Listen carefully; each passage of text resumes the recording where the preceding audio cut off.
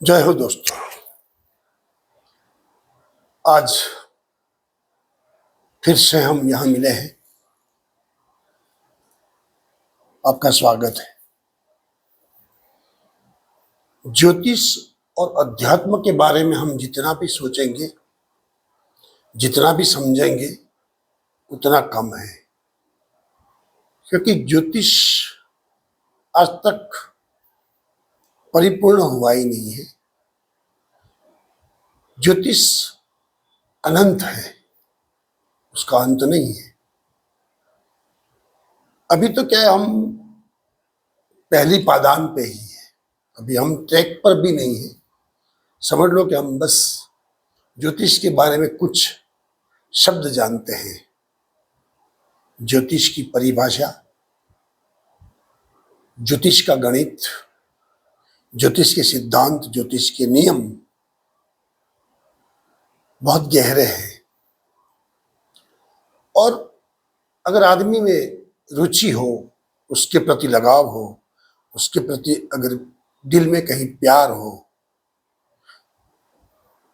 जिसके भी प्रति प्यार होता है तो आदमी वहीं पर खींचा चला जाता है। तो अगर ज्योतिष के प्रति आपको लगाव है, कहीं दिल में प्यार है, या कोई पूर्व जन्म संचित ऐसे गुण लेकर के आप इस पृथ्वी पर पैदा हुए हो, तो समझना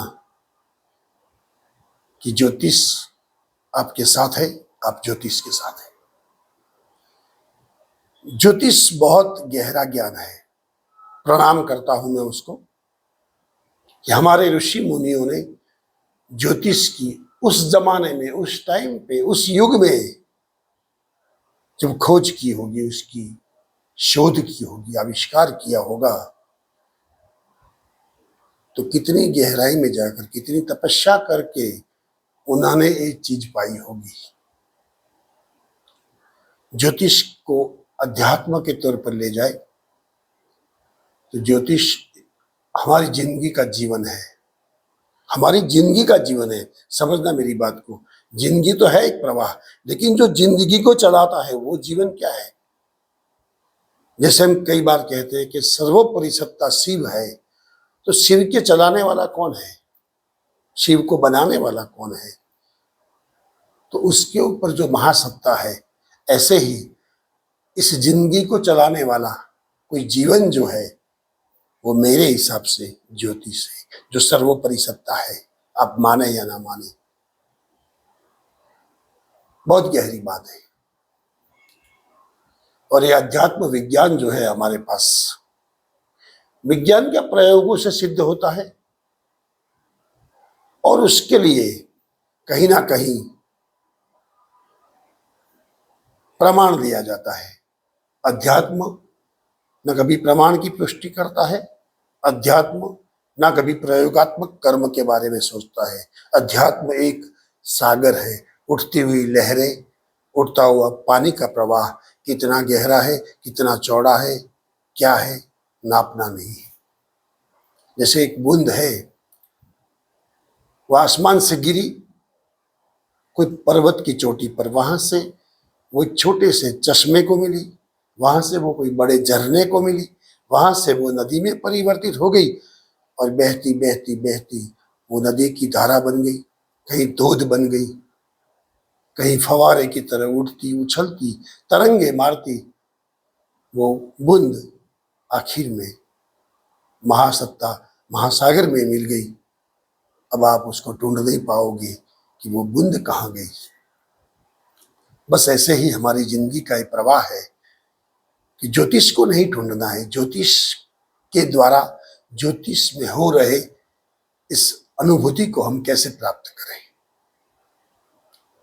मैं ज्योतिष को कभी नहीं समझता था, लेकिन मेरे गुरुजी ने, मैं बताऊंगा, आप, मैं एक रिटायर फौजी हूं, और फौज के दरमियान मुझे कामाक्षी के पहाड़ों से लेकर के हिमालय की गोद में बहुत से योगियों का वास है, निवास है। वहां योगी रहते हैं और ये अपनी योग साधना में वो प्रवृत्त रहते हैं। उनके पास बहुत सा ज्ञान है, गहरा ज्ञान है, वो डीप नॉलेज रखते हैं। जिसके बारे में हम लोग सोच भी नहीं सकते हैं।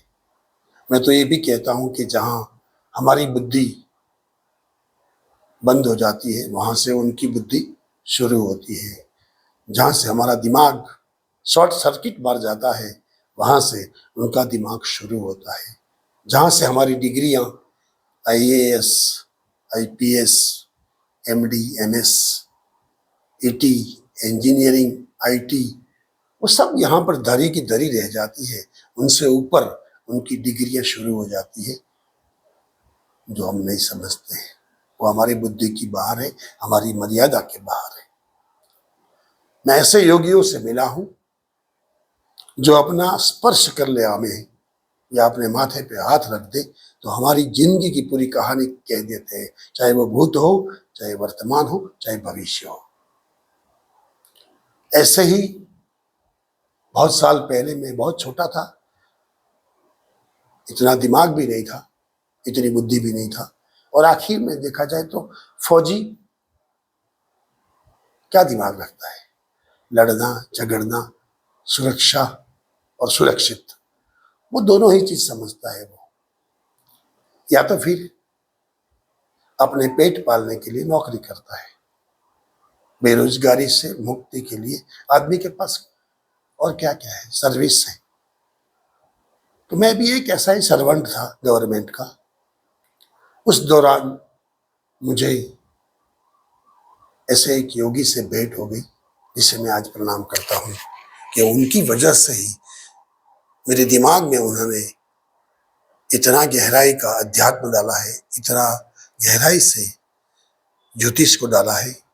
शनै शनै वो बाहर प्रवृत्त होता रहता है और मैं लोगों के बीच में अपने शब्दों के द्वारा उस ज्ञान को यहाँ पर परोसता रहता हूँ। मैं समझता हूँ कभी कभी कि ज्ञान कहाँ से आता है, कैसे आता है, सही में देखने वाली बात है और समझने वाली बात है कि मैं कहीं पढ़ने नहीं गया हूँ, कहीं किसी के पास समझने नहीं गया हूँ, फिर भी एक योगी के द्वारा, एक गुरु के द्वारा निर्मित संकल्प के द्वारा, ऐसे जैसे एक इंस्ट्रूमेंट में आप एक चाहे मेमोरी कार्ड डाल दो और जो हिसाब निकलता है वही शायद मेरे दिमाग में उन्होंने एक बड़ा सा, लंबा सा, चौड़ा सा, अनंत एक मेमोरी कार्ड डाल दिया है। और उसकी वजह से आज मैं अपने आप को बहुत भाग्यशाली समझता हूँ और उनका आभारी हूँ मैं कि जब कोई सहारा नहीं था तब वो मेरा सहारा बने, मेरे विचारों को, मेरे ज्ञान को, मेरी बुद्धि को, और आज मेरी इस रोजगारी को प्रवृत्ति और प्रकृति के साथ उन्होंने जो उन्नति करवाई है उनमें बहुत बड़ा मैं सौभाग्य समझता हूँ कि उनका मेरे पर हाथ है। उनकी कृपा है मुझ पर कि कहीं ना कहीं ऐसे मौके पर परमात्मा किसी को आपके साथ भेज देते हैं। ऐसे ही मेरे साथ हुआ है। इसे आप चमत्कार समझे, मिरेकल समझे या जो भी समझे, मैं बहुत भाग्यशाली हूँ। अब बात करता हूँ मैं ज्योतिष की। कल बात कही थी हमने ज्योतिष के 12 क्षेत्रों की, 12 खानों की और 12 भावों की। तो कल मैंने लग्न से शुरू किया था, आज भी मैं प्रारंभ लग्न और लग्नेश के बारे में ही करूंगा। लग्न जो है वो हमारे पूर्व क्षितिज में उगने वाली राशि है, जो उदय होती है हमारे जन्म समय में, वही राशि हमारा लग्न बनता है और वही हमारा प्रथम भाव है। प्रथम भाव से ही जिंदगी की शुरुआत है। देखा जाए तो जहां पर एक सूरज की छोटी सी किरण, जहां भी उसकी रश्मि पड़ती है वहां उजाला हो जाता है, अंधकार दूर हो जाता है। तो अंधकार को दूर करने के लिए ज्ञान की जरूरत है, और ज्ञान में जब प्रवेश करते हैं तो समझ लो हमारा पूरा सूरज हमारे लिए प्रकाशित हो जाता है और हमें अंधेरे से बाहर निकालता है।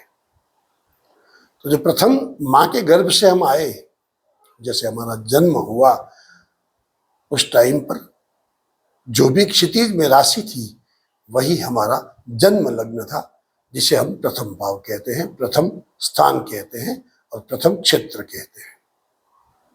अब जो उसका राशिपति है, जिस राशि का मालिक है, जिसे हम लग्नाधिपति कहते हैं, वो है हमारा लग्नेश।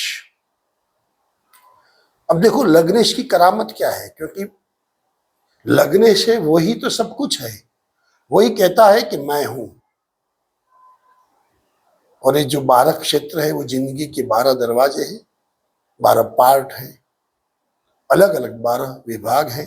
जैसे सरकार में अलग अलग मंत्रालय होते हैं, ठीक वैसे ही हमारे जीवन के ये निजी सेल्फ लाइफ के लिए ये पूरा मंत्रालय है, जो अलग अलग हिस्सों में अपने नवग्रहों के बीच में कैबिनेट मंत्रियों की तरह उसमें उसका विभाग दिया गया हुआ है। ठीक ऐसे ही समझिए आप, सरलता से आप समझोगे तो ज्योतिष ऐसे ही काम करता है। तो लग्नेश जो है उसकी जो स्थिति है वही जीवन की मूलभूत स्थिति है। लग्नेश के बिना कोई स्थिति को समझा ही नहीं पाता, क्योंकि लग्नेश है वही तो मैं हूं।